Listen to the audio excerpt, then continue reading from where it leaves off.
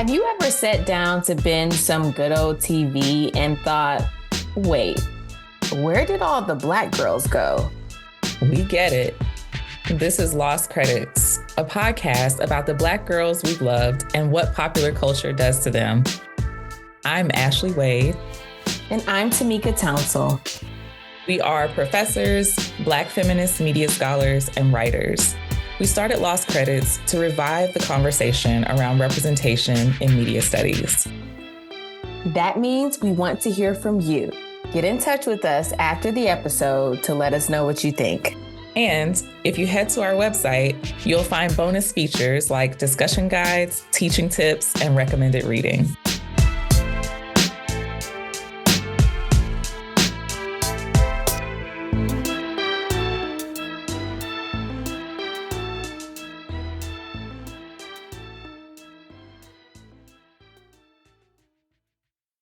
We start off each episode by inviting you into our heads with our replay segment, quick takes on things we're watching, reading, or listening to that we are itching to talk about. For this episode, we are heading into the hallways of ABC's Abbott Elementary. The mockumentary created by Quinta Brunson follows the struggles and hard-won victories of teachers at a public elementary school in Philadelphia. It features a genius ensemble cast. I'm going to go ahead and say they're the best cast on TV right now. But one of the stars is undoubtedly Cheryl. If you didn't know she's a diva, you better know now, Lee Ralph, who I and many listeners may have first encountered as Dee, the stepmom and high school principal of Moesha. Abbott Elementary premiered in 2021 and has been credited with reviving the network sitcom. Critics love this show. It racked up 3 Primetime Emmy Awards in 2022, Outstanding Casting for a Comedy Series, Outstanding Writing for a Comedy Series for the pilot episode, and Outstanding Supporting Actress in a Comedy Series, which went to Cheryl Lee Ralph. All right, Ashley, what are your thoughts on the show? So I've been waiting for a good show about teachers for a long time.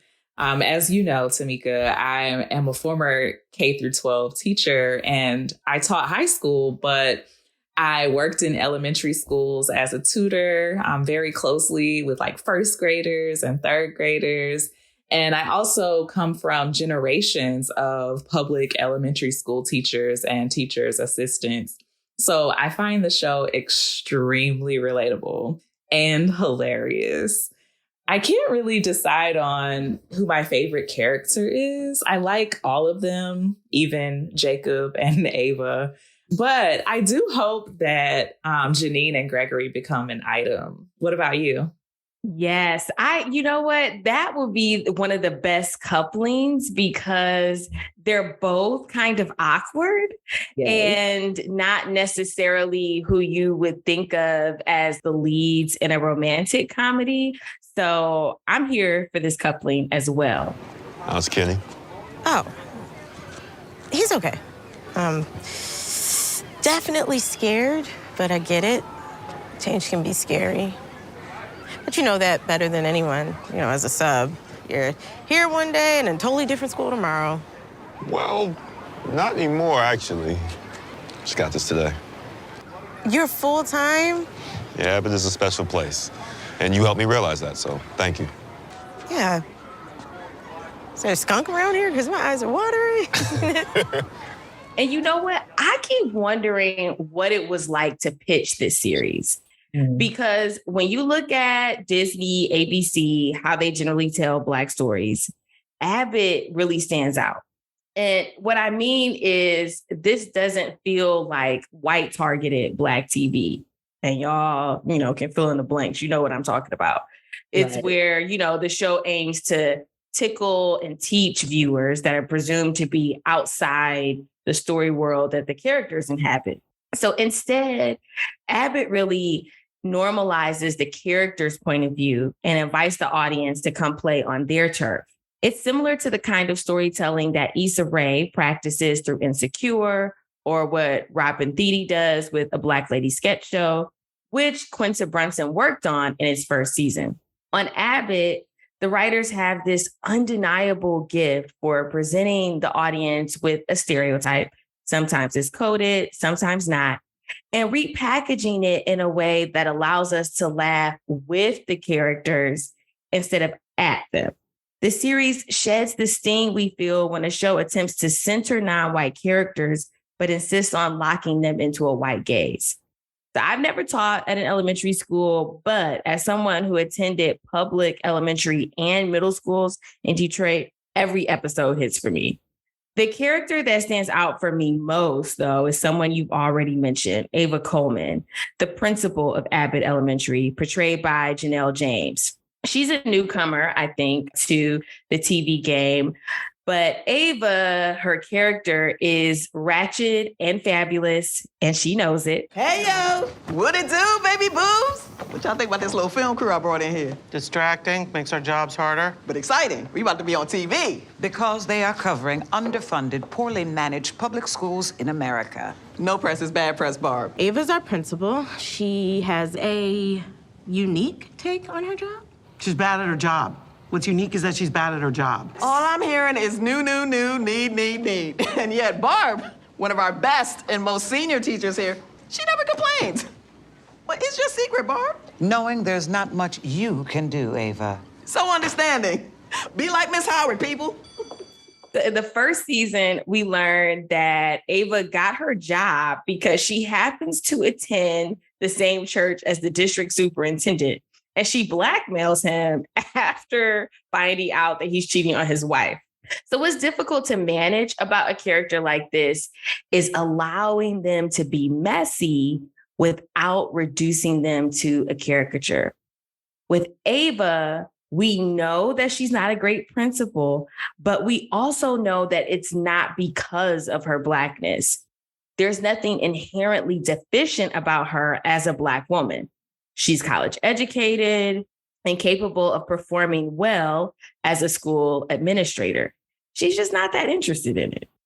Yeah, that's a really good point about Ava's deficiencies as a principal not being attributed to her Blackness. And even though she's mostly portrayed as ratchet and unserious, there are moments that give her character a little more depth. Okay, so after Gregory talks math competency, I'll handle the attendance graph, and then I'll kick it to you for testing numbers. So I'm the grand finale, but what if they want an encore? That's okay, we'll handle all surprises, and all you have to do is take care of the lobs. Oh, perfect. I'll go into a power pose. Principal Coleman. Superintendent Collins, I'm really looking forward to showing you our presentation. What do you mean, our? I've enlisted two of Abbott's best teachers to help me with the presentation. Our shortest and our finest. No, you're not slick. You'll be giving today's presentation alone. Oh my God, what did he just say to you? That if you don't do well, you're gonna get fired? Worse. He mumbled and I didn't hear it. So on the first season, there's an episode where she's trying to put together this step team, but she's not really that interested in coaching the step team. So Janine steps in and does more of the coaching work. And so there's one day when she appears to flake on the students and not show up for their big performance. But what actually happens is that Ava is taking care of her mother. And so that particular day, whatever care plan she had in place fell through. And so she didn't have time to explain what was going on. That kind of moment really shows us that she's not only this ratchet, shallow, unserious person, but that in some ways, that is how she compensates for other things that are happening in her life. And she does care about the students. In the new season that's airing now, there was a big deal being made about the charter school down the street because they seem to have everything that Abbott Elementary didn't have. And so in order to make the students at Abbott feel special, Ava used her connections to have a water ice truck for the kids, which they loved because they're in elementary school. So it doesn't take a lot to make them feel special. And I think moments like that really show us a little bit more about who Ava is. Yeah. And in a sense, Ava can in some ways represent how ratchet inner city public schools can be in general, right? We generally think of these as spaces that people are constantly trying to avoid, right? Like in our broader conversation that we have about race and education in this country, a lot of times what you hear Black parents saying is, okay, if I want my child to have a quality education, then that often means I have to take them out of a predominantly Black public school or out of public school altogether.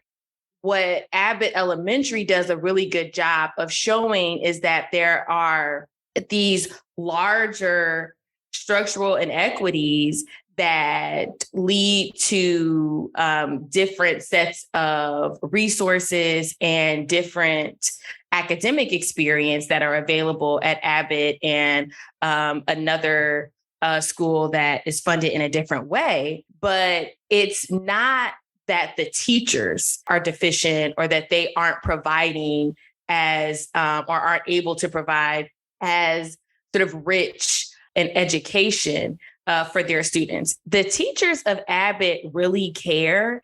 They go to great lengths to navigate a resource poor environment. And these are the teachers, seriously, that I'm like, you know what? I want my kid. I have a 5-year-old who just started school this year. Like, I want my kid to have teachers like that. And I really appreciate that this isn't this tired trope that we see in movies like Freedom Writers or Dangerous Minds, or like we saw on the TV show Boston Public, where the kids are really being pathologized because they happen to be poor and living in a city. Here, we see that these kids are clever. They are eager to learn, that there's a range of sort of academic strengths and weaknesses that the kids have. They're just like any other kids. They're regular. And this is a regular school, but it just happens to exist within this very precarious position. Yes, absolutely. And I wasn't going to mention Boston Public earlier when I said I was waiting for a good TV show about teachers, but since you threw it out there. But yes, I think that the show does such a good job of showing what many teachers not only struggle with, but also the things that many teachers do to make the best out of what they have so that their students can get the most out of their education. And I think that that's so important because I think that a lot of times we see kind of assumptions about what teachers' priorities are, or like there are assumptions about how teachers don't really care about students and things like that. And as a former teacher, I can say that we're not in it for the money. It's definitely usually the care. I think that Abbott does a really good job of showing how teachers really care about their students and prioritize their students' needs. And I am really excited about watching this season. Me too. I think it's going to be a good one.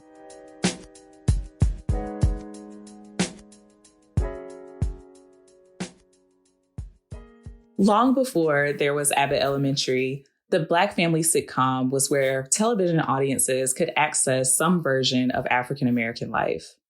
As a cornerstone of Black popular culture, the Black family sitcom has been distinct in that it cut through salacious news coverage and limited roles on white shows to offer viewers a snapshot of Black domestic life.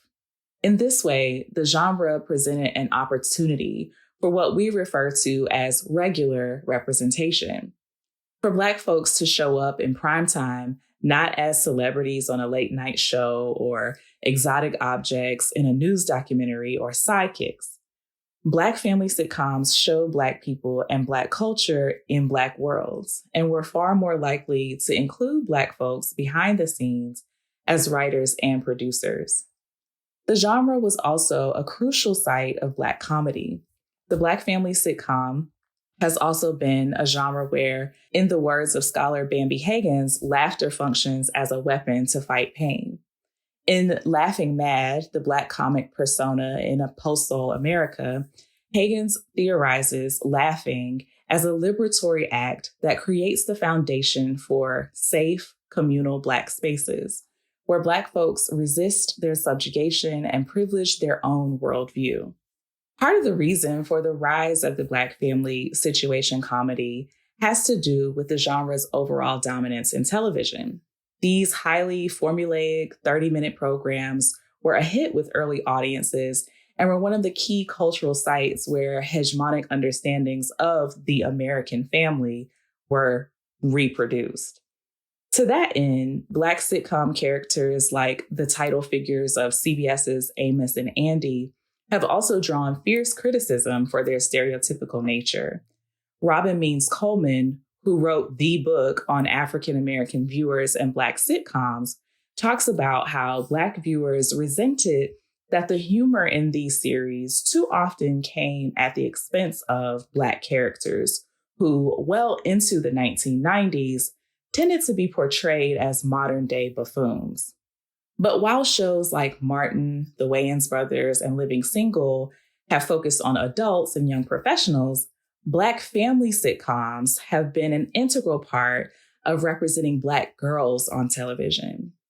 In our previous episode, we talked about Laura Winslow on Family Matters.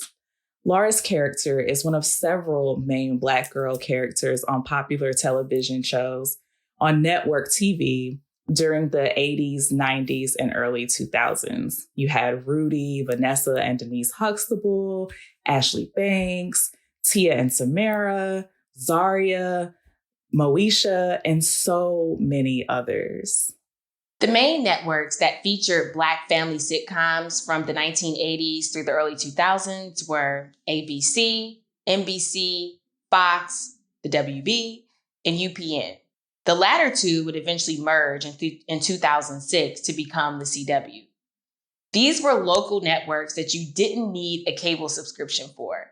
So these networks are important because they provided platforms for Black television, and because those platforms were easily accessible for people who either couldn't afford cable or a satellite dish or simply chose not to invest in those pricier options. That was me. But we should not mistake the prevalence of Black television shows on these networks as some benevolent gesture to increase Black representation. Black TV shows generated a lot of bank for these networks. Facts. For instance, NBC used The Fresh Prince of Bel-Air to boost its ratings during a period when the network was not doing so well overall. In fact, according to a 1996 article from the LA Times, The Fresh Prince was one of the rare programs that weathered NBC's quote unquote struggling years. NBC not only profited from the weekly broadcast of The Fresh Prince, but they started syndicating the show in 1994, which was long before the show ended.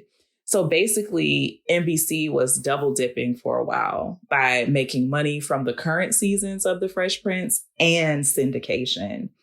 From a personal standpoint, I recall watching episodes as they aired on primetime and then later watching the syndicated episodes in college. Both my college roommate and I had seen all the seasons so many times that we could recite almost every episode word for word. And even now, like with the remake of Bel-Air, when I watch it with my husband, he's like, I don't remember this from The Fresh Prince. And I'm like, well, this comes from the episode where, so I am like intimately familiar with the entire plot of that show. But NBC was not the only network to build itself up on the backs of Black sitcoms. This is true. Fox and UPN also saw Black content and Black audiences as central to their strategies for building lasting and profitable entertainment brands. And it's not coincidental that these two networks understood the magic of Black representation when a lot of others didn't. This is partially a testament to how insular and exclusive Hollywood is, but there's one exec who had a hand in shaping both networks that contributed to their Black lineup. Tom Noonan became known as a white guy who was willing to give Black storytellers a chance when he was executive vice president at Fox. Some of the shows produced during his tenure included In Living Color, Martin, and Living Single. So by the time he was gearing up for his next C-suite gig, this time as president of UPN, Fox had started looking a lot less Black young professionals in Brooklyn, a la Living Single, and a lot more like thin white lady lawyers and miniskirts. Yes, I'm referring to Ally McBeal here. So when Noonan got to UPN, he saw an opportunity to return to a formula that he knew would work. Now, this was a pivot for UPN. The network had originally targeted young men ages 18 to 34, but that's not where they found success. Their sweet spot, as it turned out, was with the shows that positioned Black talent front and center. And this is no surprise to us. Shows like Moesha, starring Grammy Award-winning song artist Brandy. One of the executives that had worked with Tom Noonan at Fox, Kelly Edwards, who is a woman of color, joined him at UPN as senior vice president of comedy development. In an interview with The Hollywood Reporter, she explained that the original target demo, those young white guys, simply wasn't showing up for them, the network, but Black audiences were. So they doubled down. The Parkers, the widely successful spinoff from Moesha, Half and Half, One-on-One, and Girlfriends all came to life through UPN's primetime lineup. And it's important to note here that these shows weren't just putting Black faces on screens. They were also positioning Black storytellers in directors' chairs, in writing rooms, and in a host of other jobs behind the camera. They were a really big deal. So what happened with these networks in the early to mid 2000s? What kinds of changes did we see in the programming? 2 words, reality TV. So MTV's The Real World had already established itself within the reality TV genre by the early to mid 1990s. But The Real World could coexist within a golden era of Black family sitcoms because its target audience mainly consisted of teenagers and young adults, and because it was on cable television. Survivor, however, marked a turning point for reality TV as we know it today. Premiering on CBS in 2000, Survivor made cast-based reality TV available without paying that cable subscription. I make this distinction regarding cast because many consider Cops the first reality show on network television, which first aired on Fox in the late 1980s.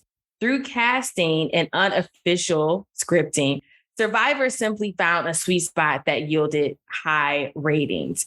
Not to mention that these unscripted shows were cheap to make, right? Because you're not having to pay nearly as many people as you would. And because these shows, especially the competition shows like Survivor, are drawing on, quote, real people instead of actors, they are not getting the kind of deals early on that, Nene Leakes was getting in her heyday on The Real Housewives of Atlanta. So these shows were successful, audiences loved them, and they were cheap to make. They equal big profits for the networks. Taking note of Survivor's success, other networks launched their own major reality TV shows.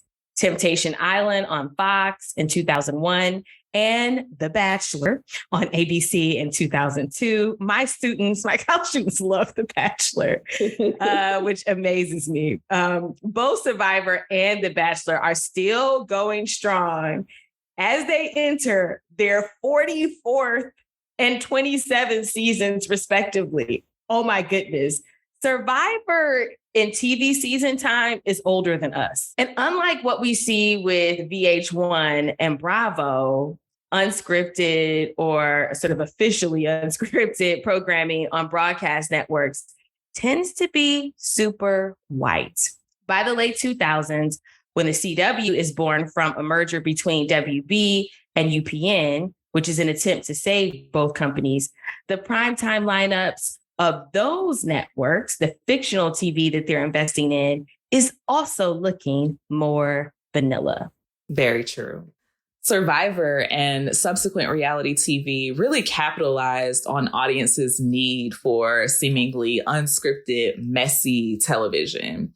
And adding to this increased need for what people thought of as like realer stories, network television also added more dramas to their lineups, especially medical and crime dramas.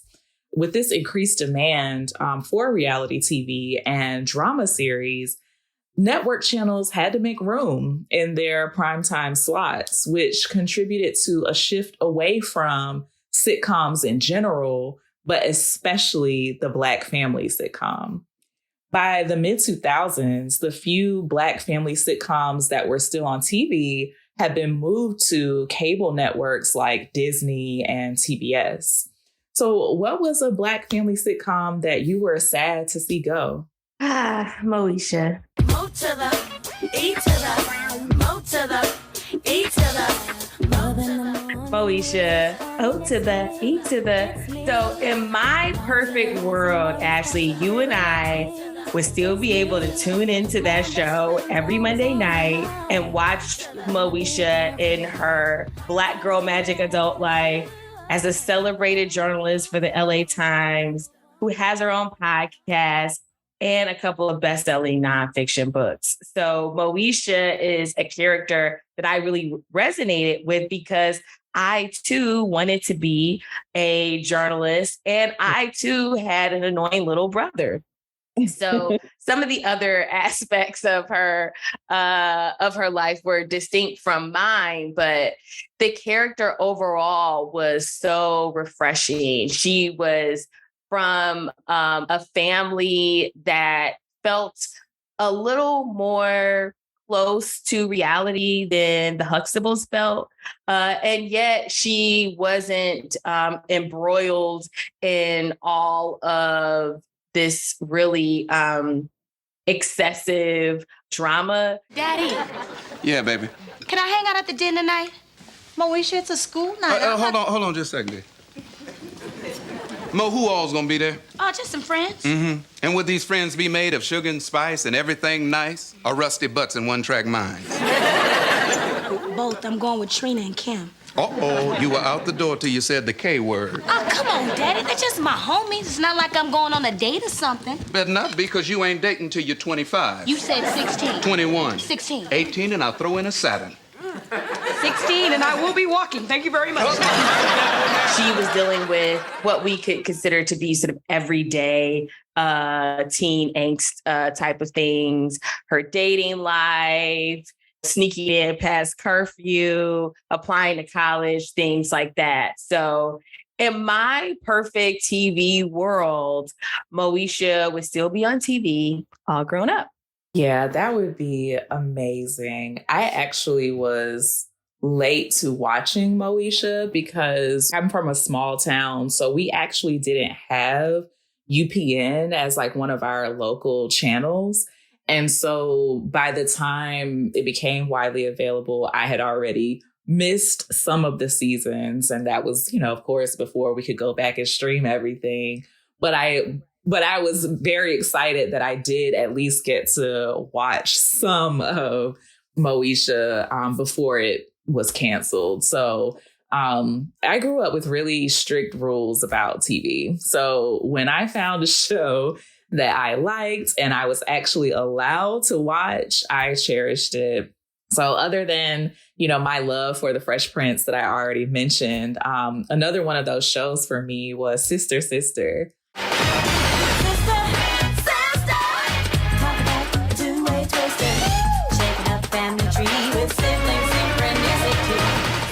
I don't know why I was so enamored with Tia and Tamara. Maybe it was because they're not that much older than I am. So I felt like, they were close to my age. Their birthdays are in July, like mine. So I think that was another reason why I really connected to that show. But I just really liked seeing their adventures. I loved the whole story of like them being separated at birth and then randomly finding each other and then watching their parents navigate their own relationship through trying to keep their daughters together and make sure that they grew up together as sisters. Watch, I bet the door's gonna creak real loud. This is so lame. I mean, she's really gonna go in there by herself. You know the maniac's in the cabin? The maniac's always in the cabin. Can you believe this? No, can you? This is so fake. Yeah, this isn't gonna scare anybody.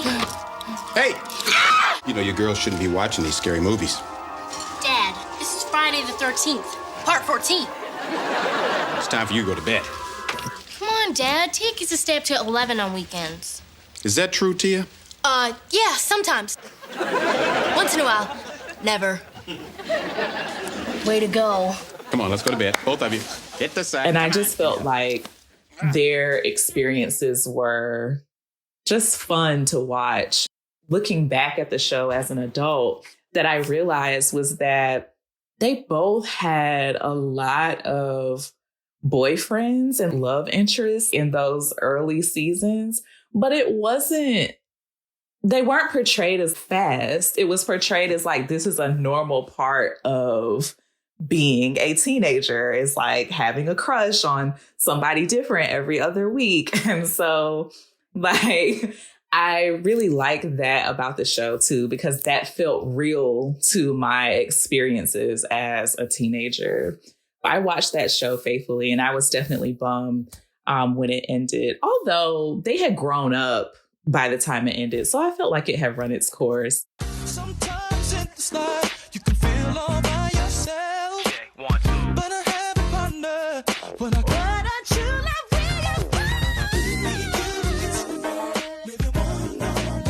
Another show that I really was sad to see go was 101 with Kyla Pratt. Again, like I just loved watching her adventures and like I just really liked the version of Black girlhood that show represented. She was just allowed to be herself. And that was so important, like for me watching that show. Can't believe we've been hanging out with the girl our nurse lost his virginity to. I always thought she was some toothless hoochie. I know, but she's pretty and smart and talented in a toothless hoochie kind of way. Brianna, it's Arnez. Oh my God, it's him. What do I say? How about we should change your name to Light Switch because anybody could turn you on? All right, look, that's all good if you're immature. But me, I'm an actress. I have to give him cool Brianna, the I don't care Brianna. Enter. Yeah, Kyla Pratt sounded like a Black girl. Yeah. And I think that if you are a Black girl, were a Black girl, then you know what I'm talking about. Aesthetically, that show was just wrapped in Blackness. And she had literally a distinct intonation in her voice that sounded like me and my friends, and that was different from what we saw. I also love Tia and Tamara, but it was different from what we saw with them, especially with Tamara's character. Yeah. So it was refreshing for that reason to me. She was so cute. I mean, she had all the fashions and she was allowed to be the center of her own story. She portrays her character is being raised by her single father.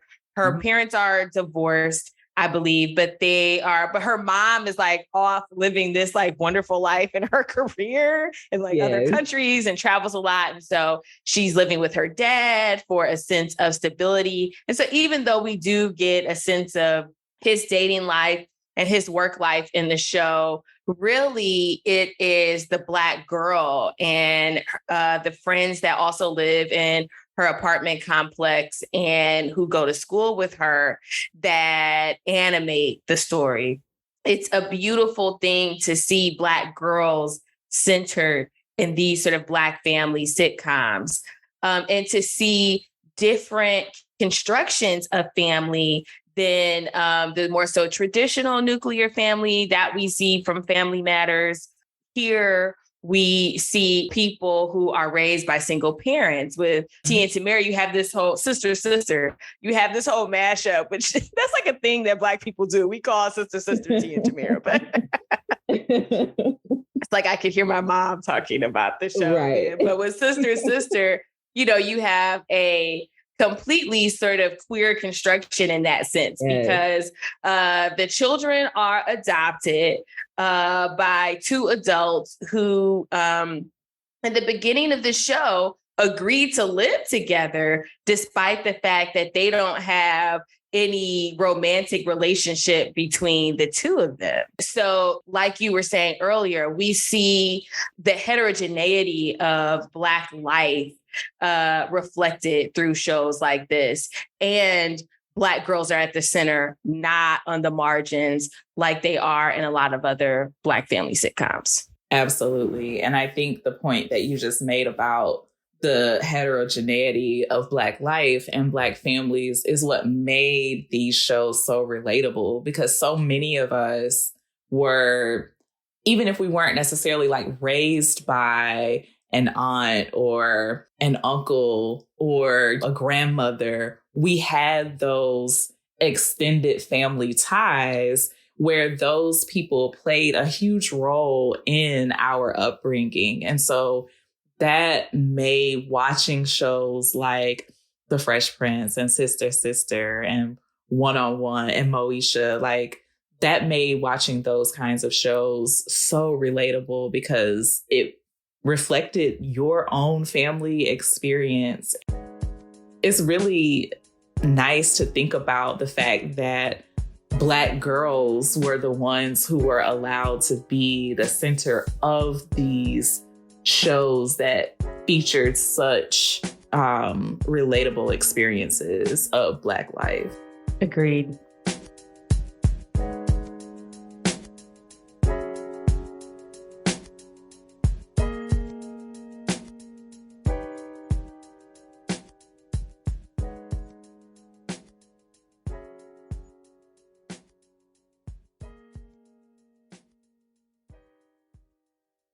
For many of the Black girls that we fell in love with on TV in the 1990s and 2000s, we get to see them grow up. In a sense, there's closure. They became adults, went to college, started new lives. But the problem is that Hollywood didn't really design a pipeline. There was no new generation of Black girls positioned to tell their own stories as the star of their own series when a lot of these shows went off air. How does the disappearance of Black family sitcoms and a move toward Black dramas impact the presence or existence of Black girls on TV? Yeah, so the decline of the Black family sitcom has really meant the virtual disappearance of Black girl main characters or significant characters from network television. If we were to take a look at the primetime lineups for ABC, NBC, Fox, and the CW, like right now, how many shows will we find with Black girls who have a developed storyline? They're not just, there for comedic relief, or there as like a sidekick to one of the other main characters. We just don't really see that anymore.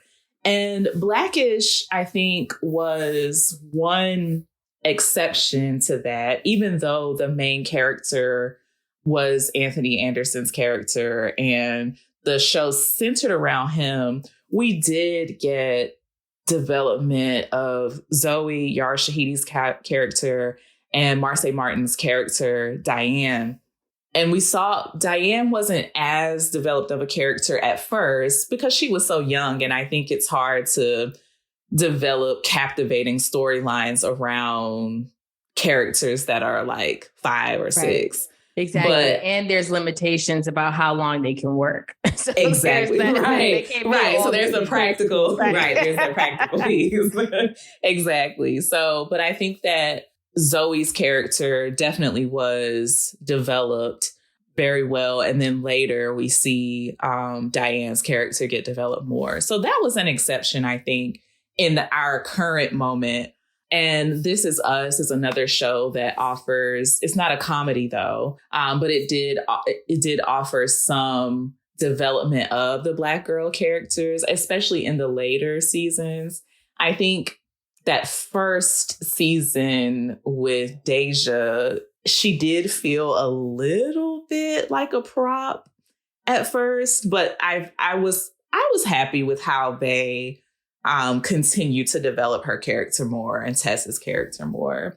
But even those shows, had a primary focus on characters other than the Black girls on the show. And not only that, but they're not on anymore. And so once again, if we look at that primetime lineup for those network channels, where are the Black girls? So I think that we could talk more about how that disappearance has impacted Black girls, both from a representational standpoint and in a material sense. Absolutely true.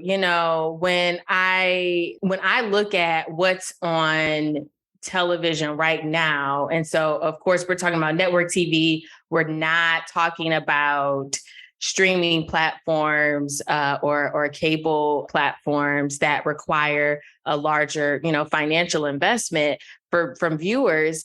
But when we look just at, what you can get for free 99, there are hardly any Black shows on primetime network television right now. So we are experiencing the sort of downside of this cycle of Black representation. This is something that several Black culture and TV scholars have written about, that often the move for networks is to leverage the loyalty of Black audiences to build their networks.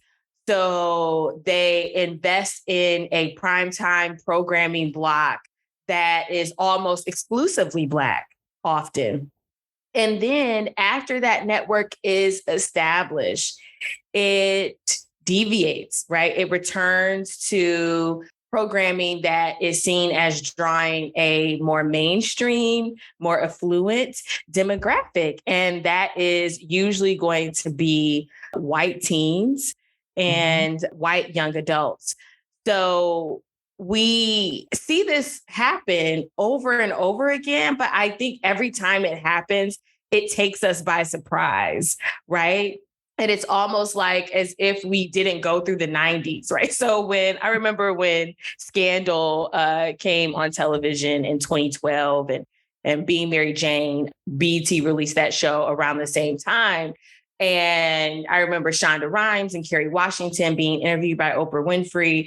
And they were making a very big deal about the fact that Kerry Washington was sort of breaking through this moment in primetime television where you really only saw Black women in reality TV. And so, Kerry Washington as Olivia Pope was going to be the star of this primetime melodrama. But when they were having this discussion, I was like, yeah, we've been here before. Right. This is exactly what we saw happen with Fox. It's what we saw happen with UPN when they merged with WB and became CW. they retained Girlfriends because it was such a successful series, and it allowed the CW to really get its footing because Girlfriends has such a loyal audience. But what did the CW do? It drops Girlfriends, doesn't give us no kind of closure, right? Gets us all upset, and it starts to really invest in programming that's aimed at, pretty white teenage girls.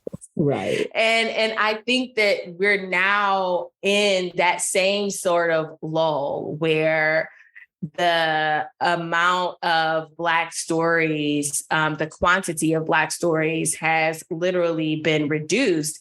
And we have the reemergence of another kind of story, the sort of mixed race story. So this is what we see in sitcoms like The Neighborhood, which stars Cedric the Entertainer and some white people who are not as famous and whose names I don't know. But, that's this sort of shared stardom where Cedric the Entertainer and Tashina Arnold are holding it down as sort of the main Black characters, but there are also two white characters that they share the spotlight with. Same thing with Bob Hart's Abishola, which is another CBS sitcom that tells the story of a Black woman who's a nurse. She's actually first gen in the US. That show is set in Detroit. But there's nothing very Detroit about it. And she ends up falling in love with this white guy who's the CEO of his family's company. And he starts off as her patient, and then they end up developing a relationship from there. I was thinking about how there was a transition from primarily Black shows on primetime to then no Black shows on primetime to then these like kind of mixed shows, right? I think this says something about how Hollywood conceptualizes Black girlhood, right? It's like, where can Black girls exist? So with the family sitcom, you have a story that is primarily told within a domestic setting. So when you move away from that type of program and that type of formula and into the world of drama, you are getting into more complex settings. You're getting into more public spaces. And it's kind of like saying Black girls don't exist in public, And then in terms of how that affects young Black girls who are growing up and like looking for examples of themselves in the popular media that they consume, is that it's just not there. And so then that has an impact where Black girls might internalize that lack of representation as meaning that their stories aren't important, maybe. Right. And that we don't get to exist in the realm of play and leisure, that we can only exist in these really precarious worlds and tragic worlds of like trauma and danger. I think we see this play out with one of the few stories that features Black girl characters that's still on network television, and that is the CW's All American and the spinoff show All American Homecoming. So these shows follow the lives of teens from Southern California. It's built around the main character in particular is a football player who grows up in Crenshaw, sort of the typical trimmings of that story. Single Black mom. His dad had never really been around, and football becomes his ticket out of the hood. quite literally, because he ends up going to play for this very posh high school in Beverly Hills, but he's playing for a Black coach who had a very similar upbringing as him. And so at this point, the show has progressed to the college, the first year, I guess probably going into the second year of college for these students. And one Black character who is a girl, Simone, gets a spinoff because she decides to leave sunny California for the A and goes to an HBCU. The school that she's attending happens to be a place where her aunt is also a professor. And we get to see her navigate college world as a student athlete. She is on the tennis team. But here's the tragic thing about Simone. So when she's still on All-American, the original series, she gets pregnant. And she ends up having the baby and giving the baby up for adoption.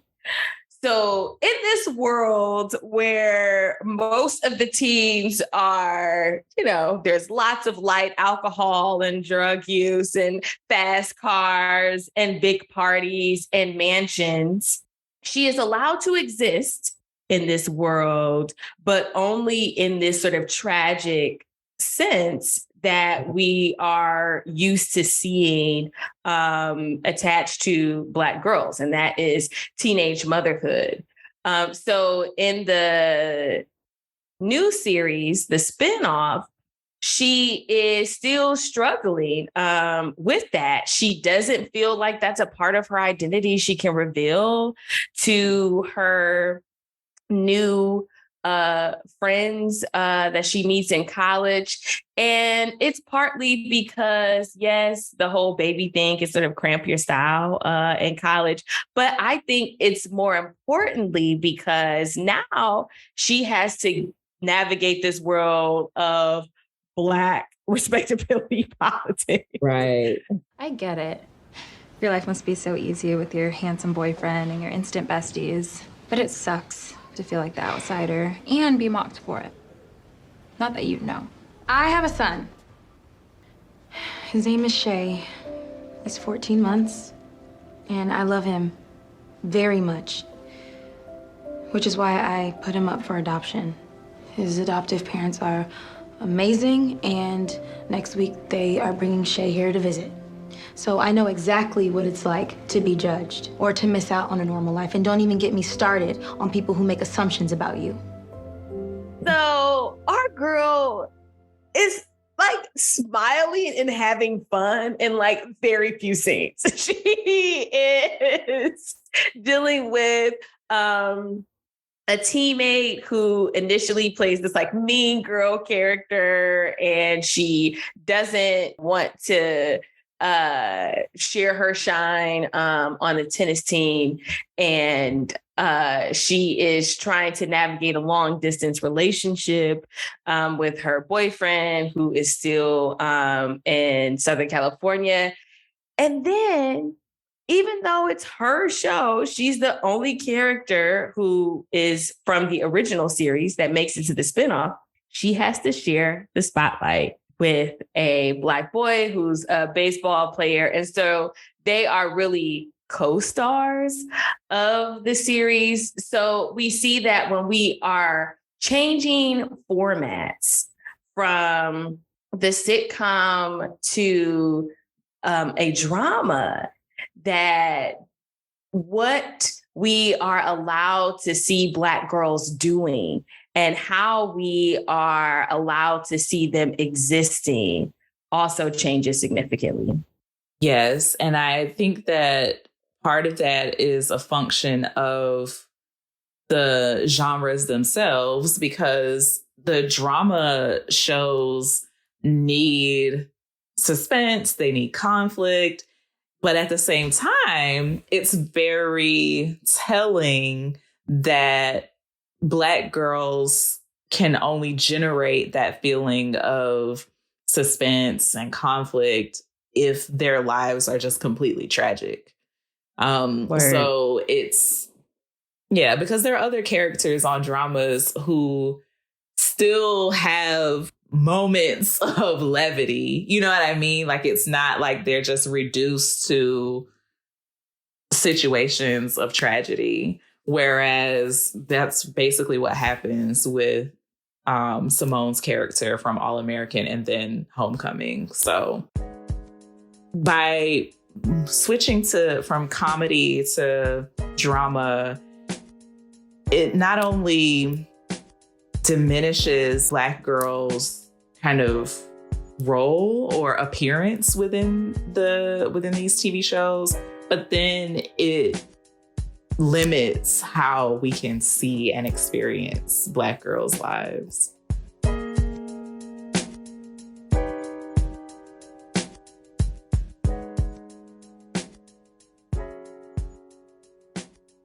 As we wrap up our conversation, I think it's important to reiterate how the plight of Black girls on television is inextricably linked to the financial priorities of networks. Of course, this is not new or surprising information, but it's still worth emphasizing the structural forces at play in representing Black girls and Black girlhood. I wonder what the development of a network or networks focused on telling Black girls' stories over profit could do for Black girls, for all of us, really. Maybe one day, to paraphrase Solange, we will see things we have imagined. One day.